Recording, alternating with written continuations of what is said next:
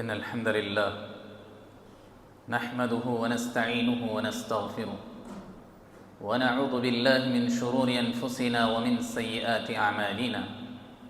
من يهده الله فلا مضل له ومن يضلل فلا هادي له، وأشهد أن لا إله إلا الله وحده لا شريك له، وأشهد أن محمدًا عبده ورسوله. يا أيها الذين آمنوا اتقوا الله حق تقاته ولا تموتن إلا وأنتم مسلمون. يا أيها الناس اتقوا ربكم الذي خلقكم من نفس واحدة وخلق منها زوجها وبث منهما رجالا كثيرا ونساء، واتقوا الله الذي تساءلون به والأرحام إن الله كان عليكم رقيبا. يا أيها الذين آمنوا اتقوا الله وقولوا قولا سديدا يصلح لكم أعمالكم ويغفر لكم ذنوبكم، ومن يطع الله ورسوله فقد فاز فوزا عظيما. أما بعد فإن خير الحديث كتاب الله، وخير الهدي هدي محمد صلى الله عليه وسلم، وشر الأمور محدثاتها وكل محدثة بدعة وكل بدعة ضلالة وكل ضلالة في النار. أعوذ بالله السميع العليم من الشيطان الرجيم من همزه ونفثه ونفثه. بسم الله الرحمن الرحيم. يا أيها الذين آمنوا لا تأكلوا أموالكم بينكم بالباطل إلا أن تكون تجارة عن تراض منكم. حاضرین جمعہ اور پردہ نشین خواتین اسلام، اللہ رب العالمین کی حمد و ثنا اور اللہ کے نبی صلی اللہ علیہ وسلم پر بالخصوص تمام انبیاء علیہم السلام پر بالعموم اللہ کی رحمتیں ہوں. اللہ رب العالمین ان پر رحم فرمائے. حاضرین، خطبہ مسنونہ کے بعد سورہ نساء کی ایک آیت آپ کے سامنے پڑھی گئی. اللہ رب العالمین نے اس آیت کریمہ میں یہ بات بیان کی کہ اے ایمان والو، تم آپس میں ایک دوسرے کا مال ناجائز طریقوں سے نہ کھانا. ناجائز طریقوں سے ایک دوسرے کا مال نہ کھانا. ہاں، یہ اور بات ہے کہ تم تجارت کے ذریعے سے ایک دوسرے سے فائدہ اٹھا سکتے ہو، ایک دوسرے سے تم ایک دوسرے کو فائدہ پہنچا سکتے ہو. یہ اللہ رب العالمین نے بات بیان کی. گویا اللہ تعالیٰ نے یہ بات کہا کہ تم ایک دوسرے کا مال تمہارے لیے حلال نہیں ہے. ہاں، تجارت کے ذریعے سے تم، بزنس کے ذریعے سے تم ایک دوسرے کے مال سے فائدہ اٹھا سکتے ہو.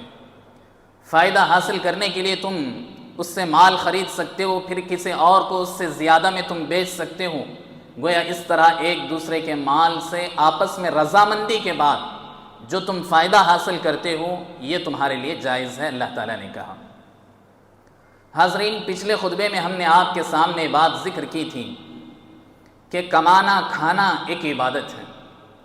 آدمی جو کچھ بھی زندگی میں کام کر رہا ہے وہ اپنی زندگی کے روٹین کو عبادت بنا سکتا ہے، اور خاص کر آدمی اپنی زندگی کے لیے، اپنے بیوی بچوں کے لیے جو کماتا ہے اس کمانے کو عبادت بنا سکتا ہے. اس کے لیے اسلام نے چند شرائط ذکر کی ہیں، چند اصول ذکر کیے ہیں. آج انہی اصول کو آپ کے سامنے رکھنے کے لیے میں حاضر ہوا ہوں سورہ نساء کی آیت کریمہ کو لے کر کے. آپ پچھلے خطبے میں یہ بات جان چکے ہیں کہ اسلام نے تجارت کو، بزنس کو عبادت قرار دیا ہے، اور اللہ کے نبی صلی اللہ علیہ وسلم نے کمانے والے کی تعریف کی ہے، نہ کمانے والے کے اللہ کے نبی صلی اللہ علیہ وسلم نے مذمت کی ہے. خلفائے راشدین نے ان کو تنبیہ کی ہے کہ تم کماؤ کھاؤ، یہ اسلام نے اس کو پسند کیا. اور انبیاء علیہ السلام کی زندگی بھی ہمیں یہی بتاتی ہے کہ آدمی اپنی زندگی کے لیے، اپنی ضروریات کے لیے، اپنے بیوی بچوں کے اخراجات کے لیے کمانا چاہیے، اور اس کمانے کو عبادت سمجھ کر کمانا چاہیے. لیکن یہ کمانا ہمارا عبادت کب بنے گا؟ جب کہ ہم چند کنڈیشنز کو فالو کریں گے، چند اصول کو فالو کریں گے. انہی میں سے چند اصول آج کے خطبے میں ہم آپ کے سامنے رکھیں گے. حاضرین، عام طور پر انسان کی زندگی ڈیپینڈ ہوتی ہے تین چیزوں پر. یا تو وہ تجارت کرتا ہے، تجارت کے ذریعے سے کماتا ہے، یا پھر زراعت کرتا ہے، کھیتی باڑی وغیرہ کے ذریعے سے کماتا ہے، یا پھر آدمی نوکری کرتا ہے، نوکری کر کے کماتا ہے. عام طور پر یہی تین ذرائع سے آدمی اپنے لیے مال، اپنی زندگی کے ضروریات کو حاصل کرنے کے لیے آدمی کوشش کرتا ہے۔ ان تینوں ذرائع میں، تینوں سورس میں سب سے اتھینٹک سورس اللہ کے نبی صلی اللہ علیہ وسلم نے جو ذکر کیا وہ بزنس یعنی تجارت ہے۔ تجارت کر کے کمانا، اسلام نے اس کی بڑی فضیلت ذکر کی۔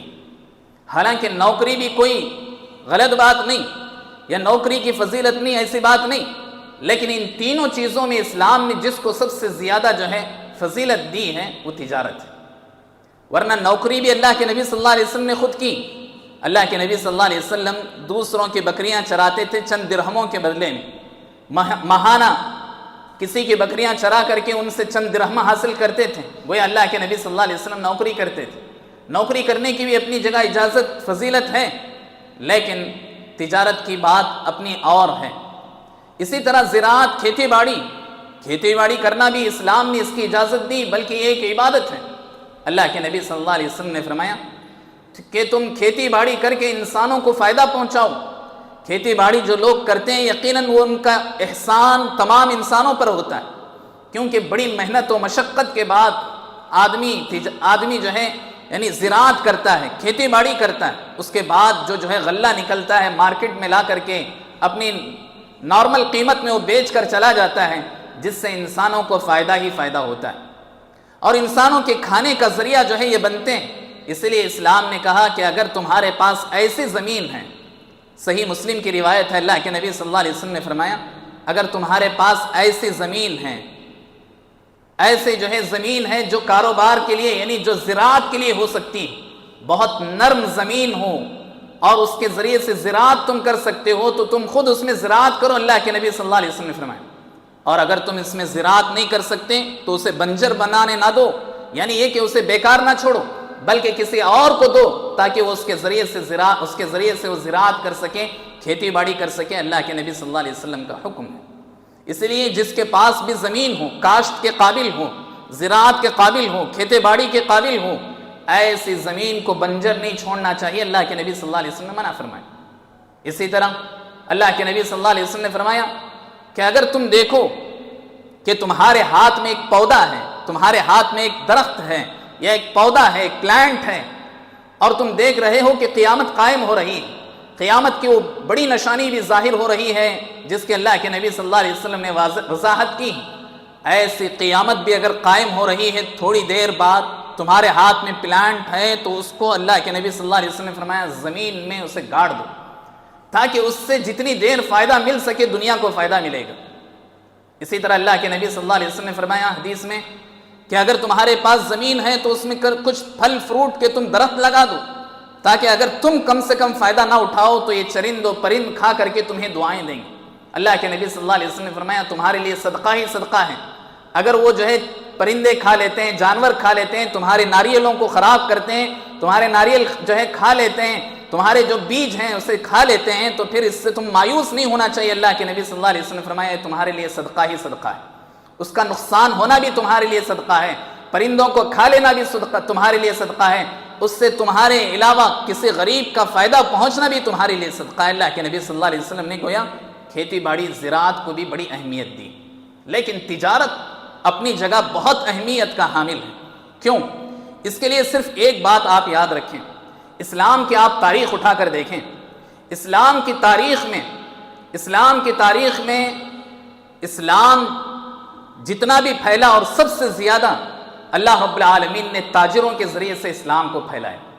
اسلام کی جو تبلیغ ہوئی، اسلام جو دنیا میں پھیلا تاجروں کے ذریعے سے، اور کیسے تاجر؟ جو امانت دار ایماندار تاجر ہیں، ایسے تاجروں کے ذریعے سے اللہ رب العالمین نے اسلام کو دنیا میں پھیلایا۔ اور خود ہندوستان کا آپ مطالعہ کریں یا ہندوستان کی تاریخ آپ دیکھیں، ہندوستان میں سب سے پہلے اسلام لے کر آنے والے بزنس مینز تھے، جو مسلمان ایماندار تاجر تھے۔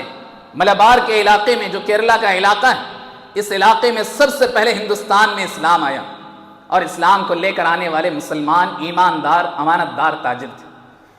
یہ بات یاد رکھیں کہ ہم اپنی عبادتوں کے ذریعے سے کسی کو اتنا متاثر نہیں کر سکتے، اتنا افیکٹ ہم کسی انسان پر نہیں ڈال سکتے جتنا ہم امانت داری کے ساتھ، صاف گوئی کے ساتھ، ایمانداری کے ساتھ، سچائی کے ساتھ ہم تجارت کر کے سامنے والے کو جتنا ہم اسلام بتا سکتے ہیں، اتنا اسلام ہم اپنی عبادتوں کے ذریعے سے نہیں بتا سکتے اللہ کے بندوں۔ اسی لیے جن کو بھی اللہ نے یہ دولت دی ہے، تجارت کا یہ اللہ نے فن دیا ہے، بہت عظیم فن ہے، اس کو آپ عبادت بنا سکتے ہیں کب؟ جب کہ آپ امانت داری کے ساتھ اسلام کے جو اصول ہیں، اسلام کے جو کنڈیشنز ہیں، ان کنڈیشنز کو فالو کرتے ہوئے جب آپ اپنی تجارت کریں گے، یقیناً آپ سامنے والے پر اس کا افیکٹ ڈال سکتے ہیں اور سامنے والے غیر مسلم کو اسلام پہنچا سکتے ہیں۔ آپ ضروری نہیں کہ آپ اسے بول کر کے کہیں کہ آپ اسلام قبول کرو، اسلام کی یہ تعلیم ہے، اسلام ایسا کہتا ہے، نہیں، آپ خود ایسے صاف و شفاف آئینہ بن جائیں تجارت کرتے ہوئے کہ سامنے والا کہے کہ یہ مسلمان ہے، اس سے تجارت کرنا چاہیے اس لیے کہ اس کا اسلام یہ کہتا ہے۔ اسی لیے اسلام نے یہ کہا، یہ بات یاد رکھیں، سب سے پہلا اصول تجارت میں، سب سے پہلی تعلیم، سب سے زیادہ جس چیز کی تعلیم اسلام دیتا ہے وہ یہ کہ آپ امانت داری، ایمانداری اور سچائی کے ساتھ جو ہے تجارت کریں۔ اس میں یقیناً تمہارے لیے یہ عبادت ہی عبادت بن جائے گی۔ اللہ کے نبی صلی اللہ علیہ وسلم نے فرمایا، جیسا ایک آدمی نماز پڑھ کر کے اللہ کی جنت حاصل کر سکتا ہے، جیسا ایک آدمی روزہ رکھ کر کے اللہ کی جنت کے قریب ہو سکتا ہے، جیسا ایک آدمی برائی سے بچ کر کے اپنے آپ کو جنت کا مستحق بنا سکتا ہے، ایسے ہی تم تجارت کر کے اللہ کی جنت کا مستحق تم قرار پاؤ گے۔ اگر تم تجارت میں ایمانداری دکھاؤ گے، سچائی دکھاؤ گے، اللہ کے نبی صلی اللہ علیہ وسلم نے فرمایا وہ امانت دار تاجر، امانت دار تجارت کرنے والا، بزنس مین، وہ اللہ کی جنت کے اعلیٰ مقام پر پہنچ جائے گا۔ اللہ کے نبی صلی اللہ علیہ وسلم نے فرمایا التاجر الصدوق الامین مع النبیین والصدیقین والشہداء والصالحین۔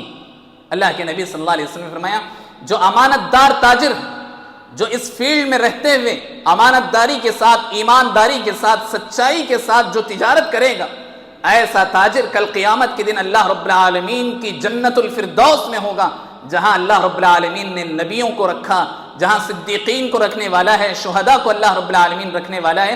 اللہ کے نبی صلی اللہ علیہ وسلم نے فرمایا ایسے بزنس مین کل قیامت کے دن جنت الفردوس کے مستحق ہوں گے۔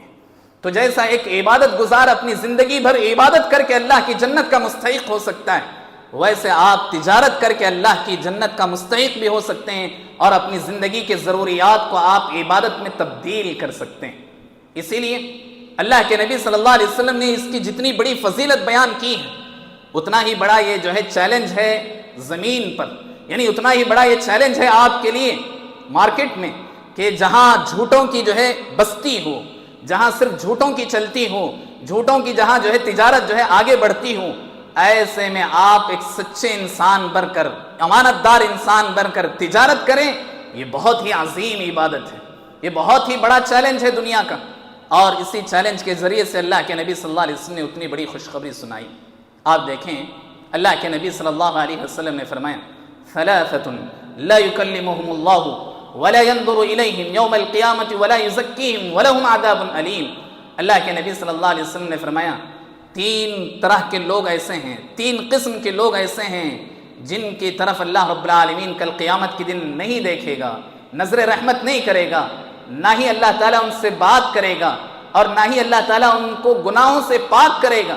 ان میں سے ایک آدمی وہ جو اپنی تجارت میں جھوٹ استعمال کرتا ہے، جھوٹی قسمیں کھا کھا کر کے اپنی تجارت کرتا ہے، اپنی چیز کو سامنے والے کو بیچتا ہے۔ اللہ کے نبی صلی اللہ علیہ وسلم نے فرمایا کل قیامت کے دن ایسے لوگوں کی طرف اللہ رب العالمین نہ دیکھے گا، نہ ان سے بات کرے گا، نہ ہی اللہ رب العالمین ان کو گناہوں سے پاک کرے گا۔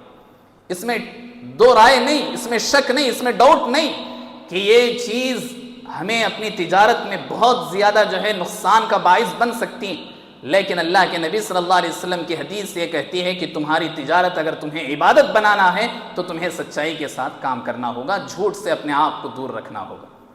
یہ پہلا اصول ہے، یہ پہلی تعلیم ہے جو ہم اپنی دنیا کی کمائی کو عبادت بنا سکتے ہیں، ایک ایک روپیے کو عبادت میں تبدیل کر سکتے ہیں۔ جیسے ہم نماز کو عبادت سمجھتے ہیں ویسے ہی ہم اپنی تجارت کو عبادت سمجھیں تو پھر یقیناً ہمیں سچائی ہی کہنے کی ہمیں جو ہے تعلیم دے گی، ہمارے یہ ذہن، ہمارا یہ دماغ، ہمارا یہ دل صرف اور صرف ہمیں سچائی کی طرف لے جائے گا۔ اسی لیے سب سے پہلی چیز سچائی اور امانت داری، ایمانداری ہماری زندگی میں ہونا چاہیے اگر ہم تجارت کر رہے ہیں۔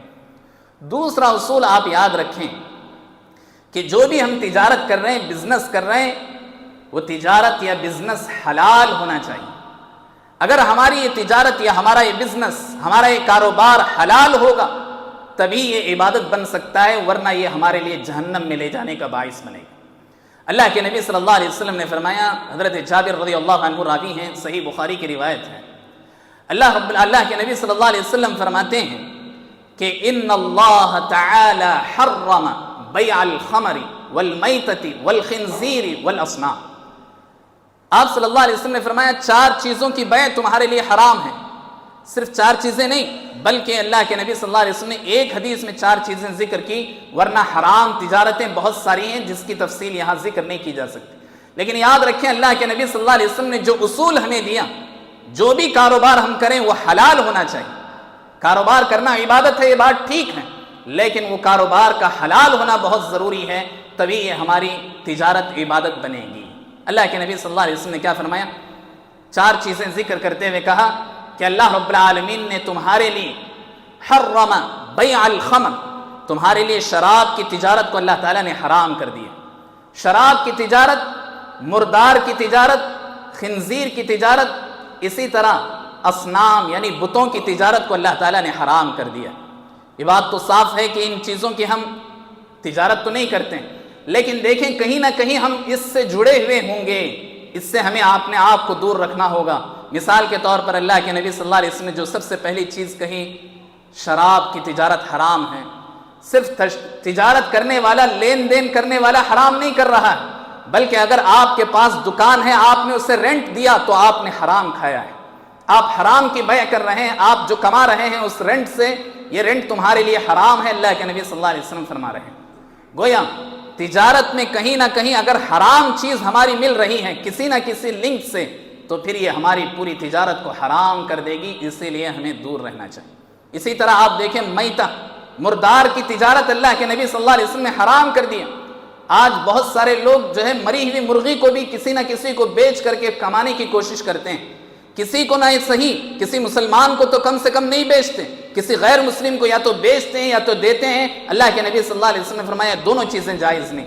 آپ کسی کو ہدیے میں دیں مری ہوئی مرغی، مری ہوئی بکری، یہ بھی جائز نہیں، اور کسی کو جو ہے آپ بیچیں، چونا لگائیں، اس کو جو ہے حرام چیز بیچ کر کے آپ کمائیں، 1 روپیہ 10 روپے کی جگہ 2 روپے کما رہے ہیں، پھر بھی وہ حرام ہی حرام ہے۔ اللہ کے نبی صلی اللہ علیہ وسلم نے اس سے بھی منع فرمایا۔ اسی طرح خنزیر کے گوشت سے اللہ کے نبی صلی اللہ علیہ وسلم نے منع فرمایا۔ تو گویا جو آدمی بھی کسی بھی حرام چیز کی بیع کر رہا ہے، تجارت کر رہا ہے، خرید و فروخت کر رہا ہے، تو یہ چیز جائز نہیں۔ والاصنام، اسی طرح بتوں کی بیع جائز نہیں۔ مثال کے طور پر آپ کا برتن کا کاروبار ہے، برتن کی آپ کی دکان ہے، اس دکان میں آپ پیتل کے، تانبے کے یا کسی بھی دھات کے، اسٹیل کے آپ جو ہے اصنام، چھوٹے چھوٹے بت یا چھوٹی چھوٹی مورتیاں یا ان کے جتنے بھی جو ہے چیزیں استعمال کرنے کی اس کو رکھتے ہیں، تو حرام، جائز نہیں۔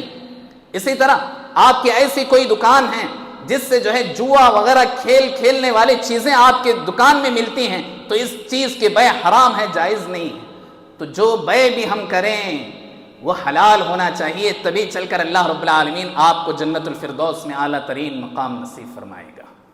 تو دوسرا اصول یہ ہے اسلام کا، تجارت کا، بزنس کا، کہ جو بھی آپ جو ہے کمانے کے لیے جو سورس آپ رکھ رہے ہیں، یہ سورس حلال ہونا چاہیے۔ تیسری چیز یہ کہ دھوکہ نہیں ہونا چاہیے۔ ہم جس تجارت کو بھی انجام دے رہے ہیں اس میں دھوکہ نہیں ہونا چاہیے۔ دھوکہ، غرر جسے کہتے ہیں، دوسروں کو دھوکہ دے کر کے کمانا، یہ جائز نہیں۔ دھوکہ 2 طریقے سے ہوتا ہے، یاد رکھیں، دھوکہ 2 طریقے سے ہوتا ہے۔ ایک دھوکہ میری نیت میں ہوتا ہے، میری نیت میں کھوٹ ہوتا ہے۔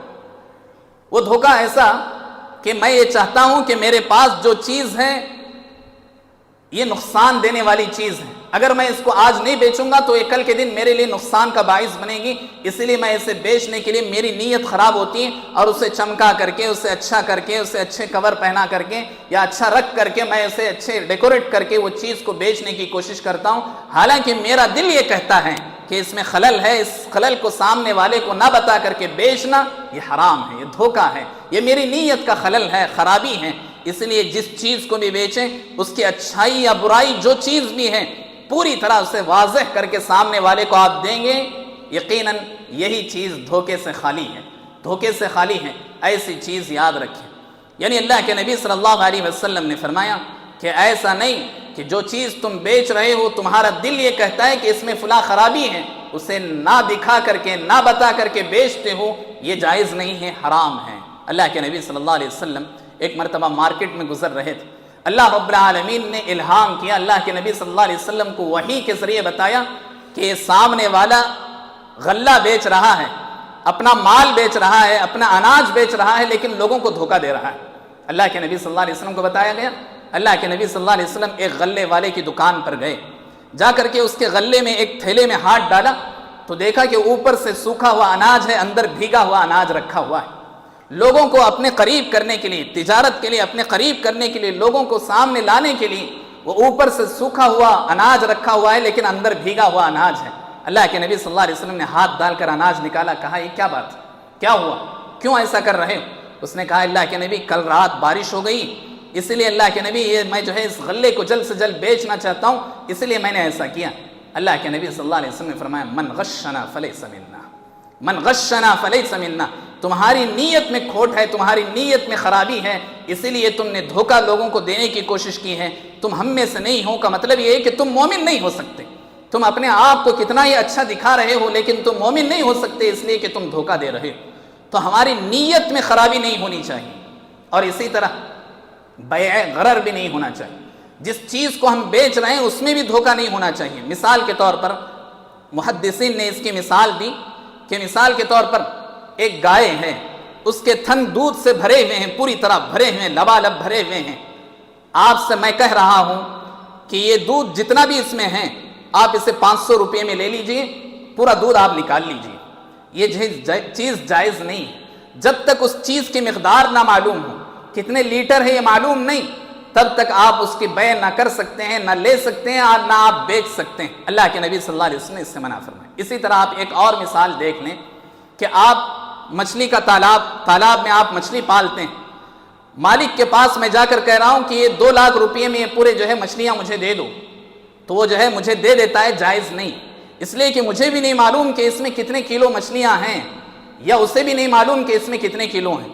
اللہ کے نبی صلی اللہ علیہ وسلم نے فرمایا یہ دھوکے کی بیع ہے، جائز نہیں ہے، اس طرح کی جتنے بھی بیع ہیں سب حرام کی بیع ہیں۔ اسی لیے جب تک اس کی مقدار، کوالٹی، کوانٹیٹی معلوم نہ ہو تب تک بیع نہیں کرنا چاہیے، یہ دھوکہ ہوگا۔ اللہ کے نبی صلی اللہ علیہ وسلم نے منع فرمایا۔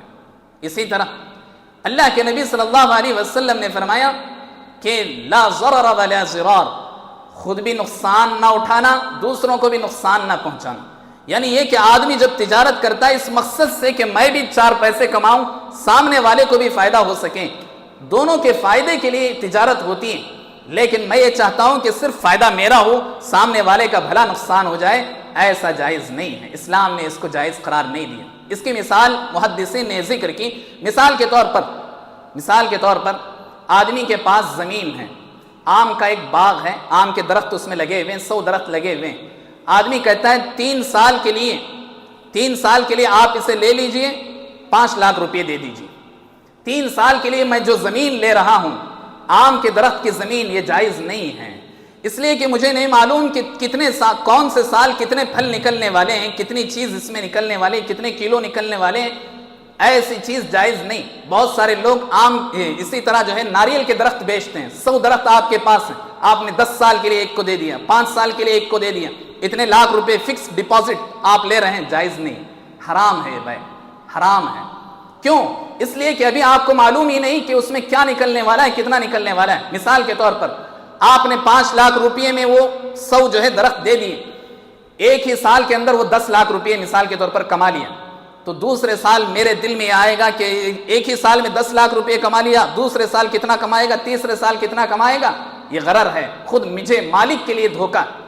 اسی طرح کبھی ایسا ہوتا ہے کہ 5 لاکھ روپے دے کر آپ نے خرید تو لیا، لیکن کسی بھی سال بارش نہیں ہوئی، 3 سال میں، 5 سال میں، جس کی وجہ سے 5 لاکھ روپے بھی آپ کو ہاتھ نہیں لگے، تو پھر آپ کا نقصان ہی نقصان ہوا خریدنے والے کا، مجھے تو فکس ڈپازٹ مل ہی گیا، یہ بھی جائز نہیں ہے۔ اسی کو اللہ کے نبی صلی اللہ علیہ وسلم نے فرمایا لا ضرر ولا ضرار، خود بھی دھوکے میں نہ رہو، سامنے والے کو بھی دھوکہ نہ دو، بلکہ تجارت ایسی ہونی چاہیے کہ ایک دوسرے کا فائدہ اس میں دیکھنا چاہیے۔ اللہ کے نبی صلی اللہ علیہ وسلم کے ایک صحابی، غالباً حضرت جابر رضی اللہ عنہ ان کا نام ہے، یہ اپنے غلام کو بھیجتے ہیں، اپنے نوکر کو بھیجتے ہیں، جاؤ مارکیٹ سے جا کر کے ایک گھوڑا خرید کر لے آؤ۔ گھوڑا خریدنے کے لیے انہوں نے 500 درہم اسے دیے. 500 درہم لے جا کر کے غلام نے ایک گھوڑا، بہترین گھوڑا اس نے خریدا. 300 درہم میں وہ خرید لیا. 300 درہم میں خرید کر واپس جب آیا مالک حضرت جابر رضی اللہ عنہ کے پاس، تو حضرت جابر نے کہا کہ یہ تو کتنے میں تم نے خریدا؟ کہا 300 میں خریدا ہوں، 300 درہم میں. کہا یہ تو اس سے کہیں زیادہ قیمتی، کہیں زیادہ قیمت والا، یہ جو ہے اس کے ڈبل سے زیادہ یا ڈبل والی قیمت والا جو ہے جانور تم نے اتنے کم میں کیسے خرید لیا؟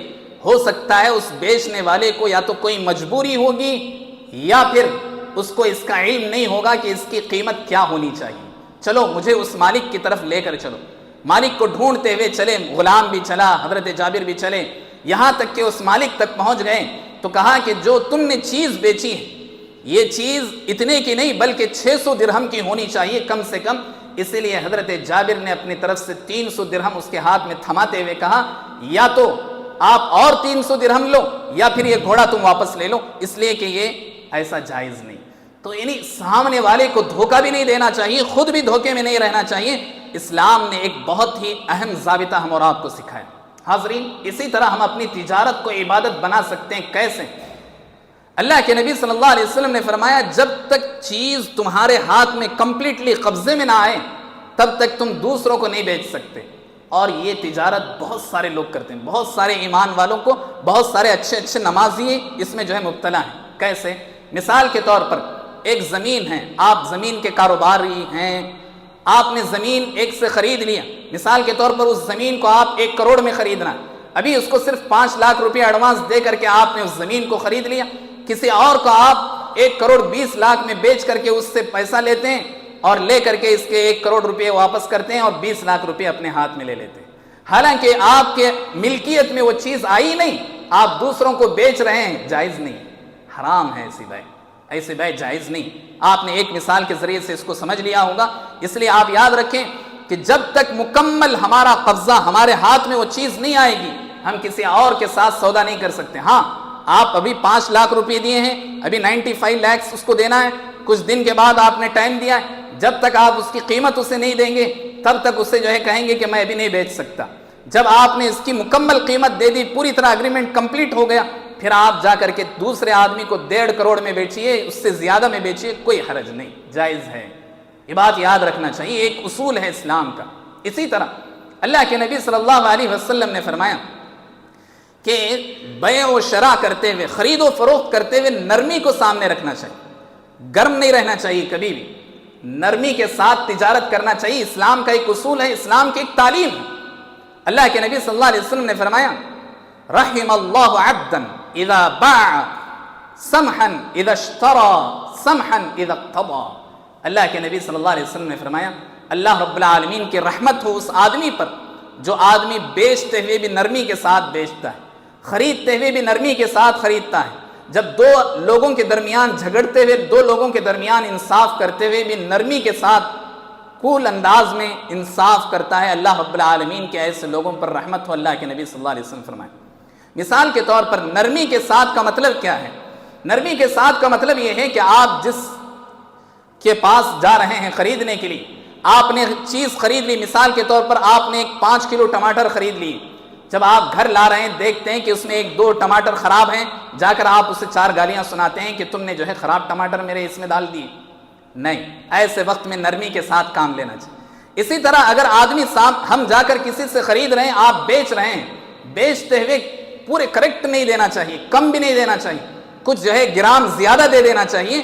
اس سے اللہ کے نبی صلی اللہ علیہ وسلم کی یہ دعا آپ کے لیے ثابت ہو جائے گی. یعنی یہ کہ کچھ زیادہ تول کر آپ دیں، تول سے کچھ زیادہ گرام اگر آپ دیں گے، اللہ کے نبی صلی اللہ علیہ وسلم نے فرمایا اللہ رب العالمین اس پر رحمت نازل کرتا ہے. ایسا نہیں کہ کریکٹ جتنے گرام ہیں اتنے ہی گرام آپ دیں، ایسا نہیں. اور اسی طرح اپنی کوالٹی میں کمپرومائز کرنا چاہیے. مثال کے طور پر بہت ساری جو ہے ایسی دکانیں ہیں جہاں سب سے اچھی کوالٹی کی چیز آپ کو مل سکتی، لیکن ایک بوڑھا آدمی، ایک بوڑھی عورت بیٹھی ہوئی ہے ویسی ہی چیز لے کر کے، لیکن وہ کوالٹی کی نہیں ہے. اللہ کے نبی صلی اللہ علیہ وسلم کی حدیث ہم سے کہتی کہ ان سے خریدو، اس لیے کہ یہ بلڈنگ بنانے کے لیے بیچ نہیں رہے، 2 وقت کی حلال روٹی کھانے کے لیے کسی کے سامنے ہاتھ نہ پھیلا کر کے چیز کوئی بیچ کر کے 10 روپے کما کر کے کل کے دن کی روٹی کا انتظام کر رہے ہیں. اسی لیے کمپرومائز کرتے ہوئے آدمی ان سے خریدنا چاہیے. یہی اللہ کے نبی صلی اللہ علیہ وسلم نے فرمایا یہ ایک دوسرے کے ساتھ نرمی، ایک دوسرے کے ساتھ نرمی کا معاملہ یہ ہے. یہ جو ہے تجارت کے بہت سارے ایسے اصول ہیں جن میں سے یہ چند اصول جو عام طور پر ہم استعمال کر سکتے ہیں. ان اصولوں کو میں نے آپ کے سامنے کچھ مثالوں کے ذریعے سے رکھی ہیں. یہ بات یاد رکھنا چاہیے یہ تو تجارت ہے، تجارت ہے. تجارت میں آدمی جس قدر ممکن ہو سکے کوشش کرنا چاہیے تبھی، اور اسلامی اصولوں کے مطابق اگر ہماری یہ تجارت ہو تو عبادت ضرور بنے گی. لیکن ہماری تجارت میں بڑھوتری کے کچھ معنوی اسباب بھی ہیں. اللہ رب العالمین نے کچھ اور جو ہے سورس بھی ذکر کیے ہیں، ان کو بھی یاد رکھنا چاہیے. ان میں سے 2 سورس آپ یاد رکھ کر جائیں. اللہ کے نبی صلی اللہ علیہ وسلم کے پاس ایک آدمی آیا.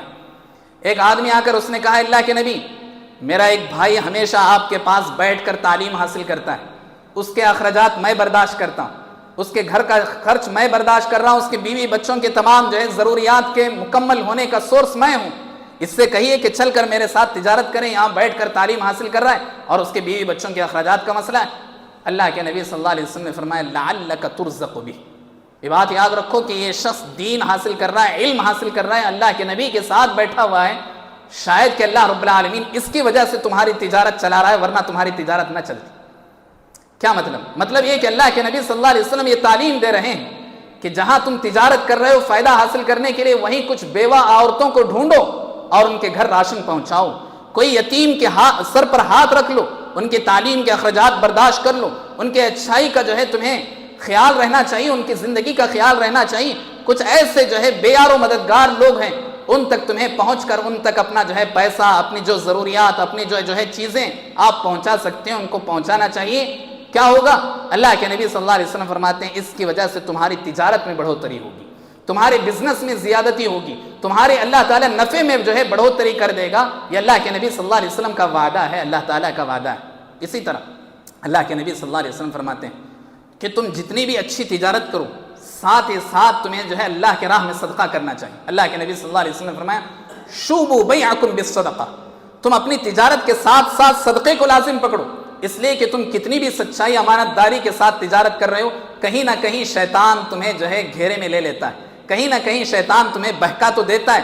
اسی لیے اس بہکاوے سے بچنے کے لیے بھی اور جو کچھ تم سے غلطیاں تجارت میں ہو رہی ہیں اس کو معاف کروانے کے لیے اللہ کے نبی صلی اللہ علیہ وسلم نے فرمایا تمہاری تجارت کے ساتھ ساتھ صدقے کو جو ہے بڑھوتری دو. اپنی تجارت کا ایک نفع جو کچھ تم دن میں کماتے ہو اس کا کچھ حصہ اللہ رب العالمین کے راہ میں صدقہ کرو. یقیناً یہ تمہاری تجارت میں بڑھوتری کا ذریعہ ہے. بہت ساری اور باتیں ہو سکتی ہیں، جتنی باتیں ہوئی اللہ رب العالمین سے دعا ہے کہ اللہ تعالی ہم سب کو عمل کی توفیق عطا فرمائیں، حلال طریقے اللہ تعالی ہمیں نصیب فرمائیں، حرام روزی سے اللہ تعالی ہماری حفاظت فرمائیں.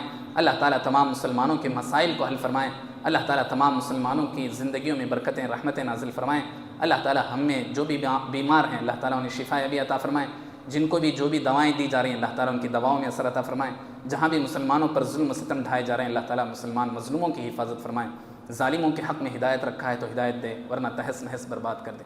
اللہ رب العالمین جو بھی ہم سے پہلے ہمارے جو بھی رشتہ دار دوست احباب والدین دنیا سے گزر چکے ہیں اللہ تعالیٰ انہیں جنت الفردوس میں اعلیٰ ترین مقام نصیب فرمائیں. جب تک ہمیں اس دنیا میں رکھے اسلام اور ایمان پر دائم رکھیں. جب ہمارا آخری خاتمہ ہو تو خاتمہ بالخیر عطا فرمائیں. آمین. اقول قولی ھذا واستغفر اللہ لی ولکم ولسائر المسلمین فاستغفروا انہ هو